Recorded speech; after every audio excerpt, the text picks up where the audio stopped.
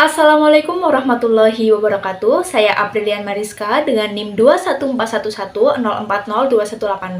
dari kelas 5 PAIA akan menjelaskan mengenai program pembelajaran individual dalam pendidikan inklusif, yang mana saya akan menjelaskan mengenai pengertian program pembelajaran individual dan prinsip-prinsip dari program pembelajaran individual dalam pendidikan inklusif. Di slide yang pertama ini ada gambar ilustrasi mengenai bahwasannya pendidikan ini adalah merupakan hak yang paling penting diperoleh bagi setiap individu.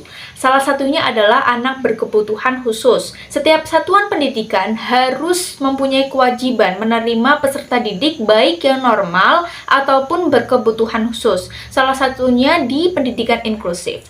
Nah, dalam pendidikan inklusif ini ada yang namanya program. Salah satunya yaitu program pembelajaran individual, yang mana merupakan perangkat untuk melindungi prinsip-prinsip dalam konsep pendidikan inklusif.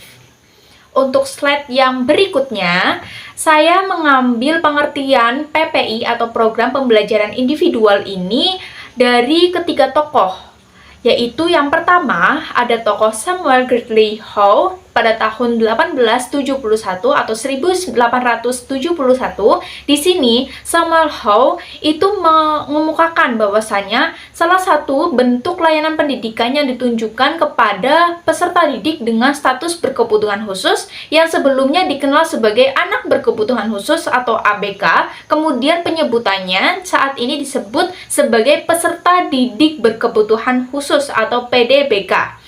Itu menurutnya bahwasanya di program pembelajaran individual. Nah, untuk yang kedua ini ada menurut Smith and Location di tahun 1995 mengungkapkan bahwasanya Individualized Education Program atau AEP ensure that pre-schooler and school-age children receive the educational and related service required to meet their individual special need in several areas or academic, social, speech, and language, matter, vocational. Nah, untuk yang ketiga, ini ada tokoh Frey di tahun 2018, yaitu beliau mengungkapkan bahwasanya program pembelajaran individual merupakan salah satu program untuk menjamin peningkatan mutu, kebutuhan individual dan keterlibatan, dan menjamin bahwa ABK dapat menerima program yang sesuai dengan kebutuhan khusus dan kemampuannya.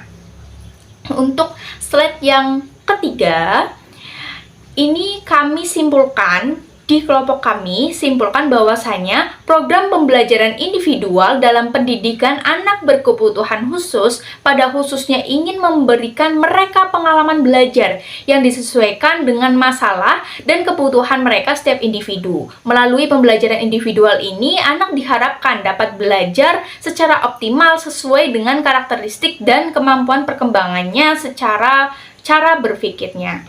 Untuk pembahasan yang selanjutnya yaitu prinsip-prinsip program pembelajaran individual. Di sini saya membaginya menjadi 6 prinsip-prinsip, 2 slide. Yang pertama ada 3 prinsip-prinsip program pembelajaran individual. Yang pertama, PPI bertujuan menyelaraskan antara karakteristik kebutuhan khusus dan tugas perkembangan PDBK dengan kurikulum dan pembelajaran dalam upaya mengembangkan potensi mereka secara optimal. Yang kedua, ada PPI berpusat pada peserta didik sebagai subjek yang dinilai aktif dan mampu belajar. Penyusunan PPI ini didasarkan pada karakteristik kebutuhan khusus.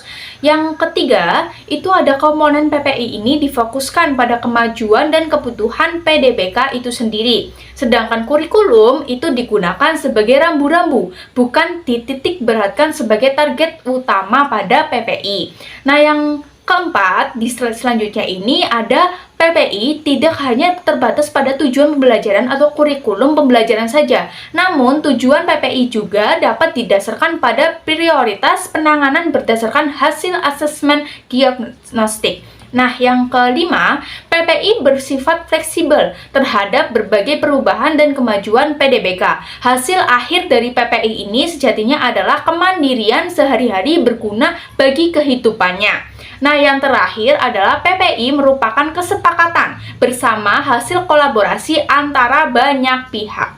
yaitu contohnya adalah multidisciplinary team atau MDT.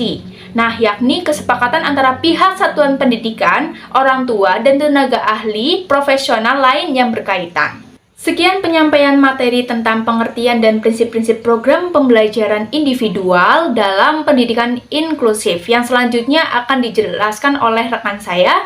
Terima kasih. Wassalamualaikum warahmatullahi wabarakatuh.